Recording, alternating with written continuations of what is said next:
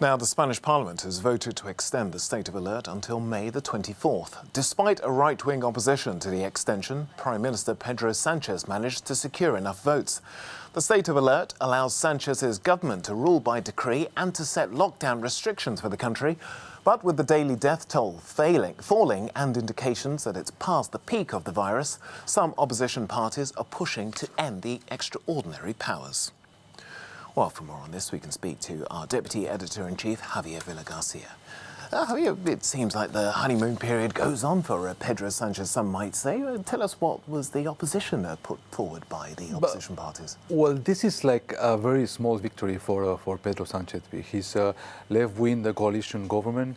It's the fourth time actually that the government is bringing the extension of the state of emergency to the Spanish Parliament, and this is the time where the support is kind of like drowning. I mean, like the support is like it's getting very small. But Pedro Sanchez needs these special powers to pilot this transition out of the lockdown. And Pedro Sanchez said that it will be an unforgivable mistake if we end abruptly the lockdown in Spain because of the situation that I just mentioned.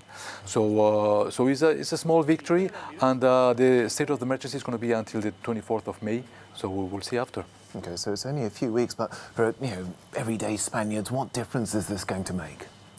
Well, the thing is in Spain, the regions have a lot of power. So now the government, to do this transition out of the lockdown smoothly, they need these special powers.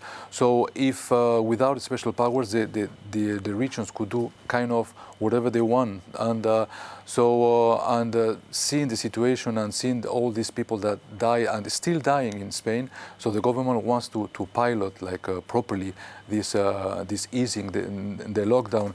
The opposition parties said that this is they call that like a constitutional dictatorship.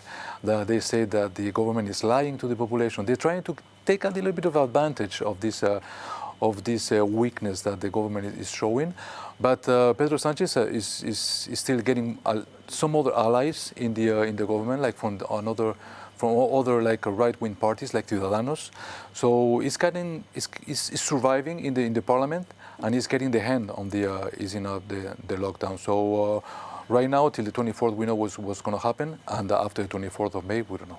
Okay, well, the future remains uncertain for so many countries. A small but significant victory there for Prime Minister Sanchez. Thank you, Javier. Now, healthcare workers have been on the front line of dealing with COVID-19 across the world. Thousands of them have become infected and many have died. But paramedics in Madrid have come up with protocols to reduce the risk of contamination, as Gerard Escaich now reports. Each call they receive puts them at extra risk of contracting COVID-19. And by the end of the day, emergency teams have seen many patients with symptoms compatible with the disease. Last March, the ambulances of the emergency unit of the Community of Madrid in Spain carried out more than 10,000 transfers. The experience has allowed them to develop a protocol of action to limit as far as possible the risk of being contaminated. As well as wearing gloves, masks and protective equipment, when they arrive at the patient's home, they divide them into different zones. We take it for granted that the home or the patient's room is contaminated. That's how we've always done it. So that would be a contaminated area, and where you are now, that's a clean zone. Those who take these measures anticipate risk. Last month, they lost a colleague, and in Madrid, there are 200 emergency room nurses infected. Although calls to the emergency teams have fallen by half since March, the fear in people's eyes is always present. We try not to get infected and not to infect the patients we visit because we have loads.